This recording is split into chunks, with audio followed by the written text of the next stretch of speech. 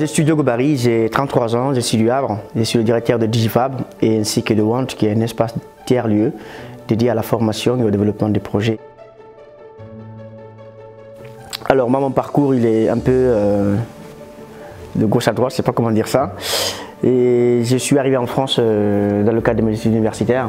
J'ai fait un master, après un doctorat.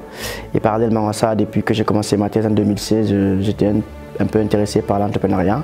Donc c'est un tiers-lieu dans lequel plusieurs personnes qui ont des compétences différentes et complémentaires souvent se réunissent pour travailler afin que chacun puisse développer son projet. Donc il y a deux axes, deux entrées principales. Soit par l'apprentissage, soit une personne qui a envie d'apprendre notamment de l'informatique, parce qu'on est beaucoup plus dans l'informatique et le numérique en général, ou bien une personne qui a un projet en tête et qui a envie de le développer et qui a besoin d'une communauté, d'un réseau pour pouvoir travailler un peu sur son projet et le développer. Il arrive un moment où on a des difficultés, quoi. Je pense qu'il faut avoir les reins solides, surtout être passionné par ce qu'on fait, parce que si tu n'es pas passionné par ce que tu fais, dès que ça va être un peu difficile, on va lâcher, quoi. Diogo a fait un long chemin qui était certainement semé d'embûches, mais qui, voilà, une personne persévérante qui n'a pas lâché l'affaire, qui était au bout. Donc il a toqué à la porte de Posit Planet pour qu'on puisse l'accompagner sur un projet d'espace coworking et qui était plutôt orienté économie sociale et solidaire. Donc il s'agissait vraiment de développer un centre coworking, mais pas que, sur le quartier de Coquereville, qui est un QPV, un quartier prioritaire politique de la ville.